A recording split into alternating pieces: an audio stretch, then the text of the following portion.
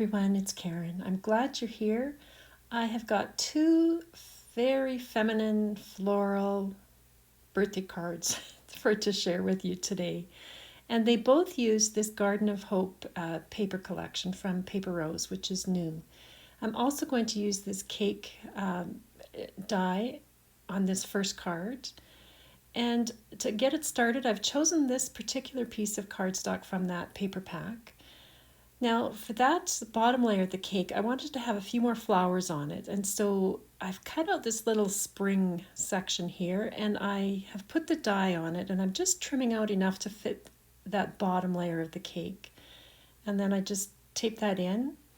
And for the other layers, I rotated that and I used the other side. So I've got those cut out there. Now save that little piece of scrap cardstock because we'll use that again later. Here I'm just putting some Nuvo Moonstone Glimmer paste on those layers of cake, and I set them aside to dry. Now this is a trifold, so I've got two A2 size cards, so two 4 1/4 by 5.5 inch cards. Now when you put them together, they don't quite line up, so if you just take off about that, I don't know, I think that's 1/8 of an inch from one edge of each of those two A2 size cards. And then when you glue these together, those two shorter edges will go together there and it will all work. Now I've cut here a piece of this floral cardstock that is 4 1/4 by 5.5 inches. And I'm going to glue it to the front of that trifold, but I have not put glue down in the very center because when we put that square frame on, it will cut out, that centerpiece will be cut out.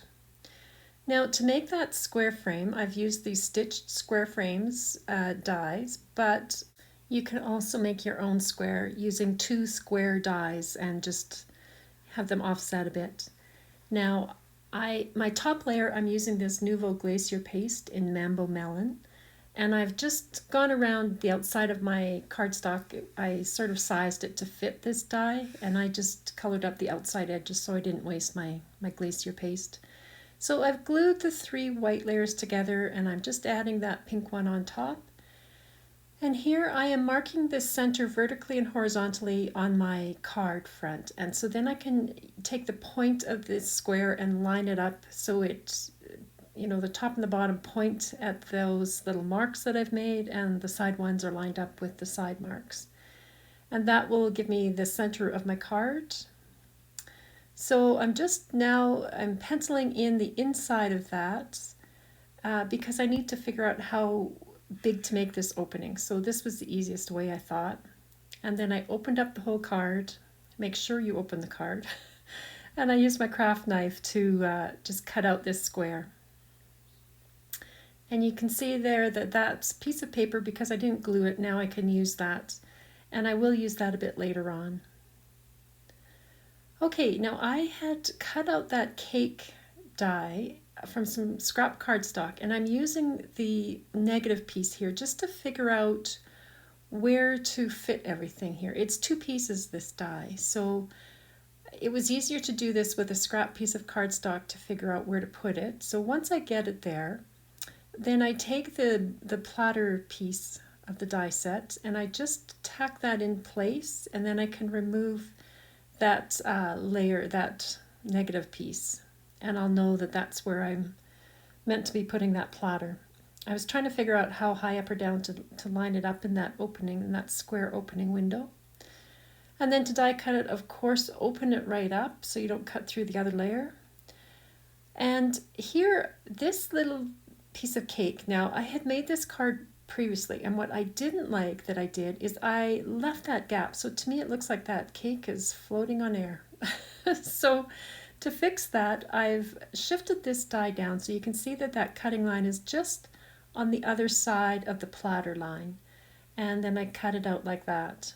Now I also cut, I think, 3 white platters and just one layer of each cake layer from white cardstock, and I'm just gluing those together. I just wanted to add a little bit of dimension, and it's not going to block the flow of the card because it's open at the front. So then I just did a die inlay technique to put these pieces back in. So I've just closed that middle layer, I glue the pieces in, And I like to open it up right away because with my luck, I will have glued the whole thing together. so, so there you go. All 4 layers are in there on the platter. Now from these pieces, I cut out these little flower bits. I just fussy cut them out. I wasn't too fussy with how they looked because they're going to go on the inside now, all around this platter. So this is what I did. I just cut those out and glued them in place. I put some on the top and some down on the bottom, just to make it look like there are flowers all around. And what you want to be careful of is that you don't cover up the cake or that platter, because then it won't be a surprise when the card is opened. So now I'm just gluing that frame down onto the front, now that I've got the inside done. And then all that I had left to do is I added this sentiment. It is the birthday layered die set from Paper Rose, and I've just stamped that little happy. I'll have everything listed down below. Now on my first card, I covered up that platter, and my husband and son couldn't figure out what that picture was at the beginning on the first layer of the card. So here I'm shifting the birthday sentiment further down so that the platter of the cake is showing, and I hope that makes it easier to guess what's coming. So I just glue those down to that square frame. You could put foam underneath or layers of cardstock under the ends of that word, but I left it like that, and I just added a few pearls. So now when you open it, there's lots of room to write a message in there, but it's a bit of a surprise on the inside, and I just really like that. Definitely a feminine floral card. Okay, here's my second card. Now, this is a double slider card. I have just recently done a video on my YouTube channel, and I will put a link in the description box to that video because I have a template there for how to make this.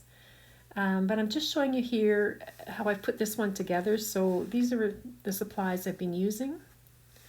I did the ink blending on the bottom is with Distress Oxide and Picked Raspberry and Kitsch Flamingo, and I stenciled on that floral border with Nuvo Moonstone Glimmer paste. So those 2 outer layers will expand out, and they will be attached to this center mechanism. So all the dimensions are in my other video, and there's a template there that you can get if you're interested. But I'll just show you how I've done this one. So I've got a piece of plastic from a Ziploc bag actually, and I've got some tape on it, and I'm just folding it over that mechanism, trimming off the extra. And then you just want to be sure that this will rotate smoothly and easily. So it shouldn't be put on too tightly.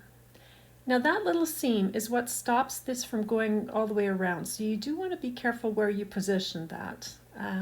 And on these 2 opening wings, I am putting some double-sided tape. Now one will be on the front, and then I'm flipping this one over and putting the tape on the back because they will attach to that mechanism, one on the front and one on the back. So I've removed the release paper on that bottom one, and I'm just lining it up in between that sort of top and bottom of that eye piece or the mechanism, and I'm just attaching the outer edge where that tape is onto the plastic. So that seam I have is all the way over to the right there underneath where I'm attaching this. And then when you pull them in and out, they will both rotate that plastic around the mechanism. It's really kind of fun. Okay, so the front piece is on the bottom there under my left hand, and I'm just lining the back up. So I'm butting up the back to the front, lining up the edges, and then I just fold that flap down and join those 2 pieces together. So that's going to be what the whole mechanism sits inside. Now, I wanted little thumb grips, so I'm using a small circular die here, and I just cut through both of those like that. And this is the mechanism. So basically when you go to put this in, you need to have these little end pieces out just slightly, and I've got a little 1/8 of an inch tape on the top and the bottom. One is on the front and one is on the back. So when this sits in, you can see here, I'm trying to grab onto those little ends. So just be careful that you have those out a little bit when you attach this in. You could even tape them in place with a low-tack tape. So I've taken the release paper off the back and I'm lining that bottom eye, I just call it an eye mechanism. I'm lining that up with the fold line and pushing it down. So that'll attach the bottom inside this little carrier of the front and the back. I've taken the release paper off the front and I'm lifting that flap up and out of the way, pressing that one in along that fold line, and then you fold the flap down from the front and remove that release paper, and then I'm going to just fold the back over the front so everything's wedged inside, as long as your fingers aren't in there, unlike mine. And then just press everything down, and that's the mechanism. It's super easy, but really quite fun. Now I'm just showing you here that when I die cut those thumb grips, it flattened out that Moonstone Glimmer paste. So just keep that in mind. You might want to cut the thumb holes before you attach or before you do the stenciling. So here I'm putting on these little thumb grips, just gluing them in place. I've got them lined up where I want them to go with those holes, the thumb holes, and just gluing down the front and the back. And this is what I stamped the pull sentiment onto. I just find it gives you a bit more room, and then you can figure out a little bit better that you're meant to pull both of those. Okay, now on the inside, look at these die cuts. Aren't those fun? I have chosen to put those on the inside. So here I've added that sentiment to the front and the flowers, and then when you pull it out, it's all the cakes and some more flowers and macarons and chocolates. And I just thought that was a fun birthday card. But you can see it will not stand up. So I cut an extra piece of card that is 8 inches wide by 5.5 inches, fold it in half, and then I just glue that to the back. And when you do that, then now you've got a place to write a sentiment, but also it stands up. And I would choose with this to use a strong piece, like 110 pound for this back flap. And I think for the rest of this card, you could get away with 80 pound cardstock, maybe 100 pound, but I don't think you want it to be super strong. So there's the place to write the sentiment, and it does stand up, and it opens out just fine. So thank you very much for joining me again, everyone. I hope you're having a great day, and I hope I've given you a little bit of inspiration on how to make these cards.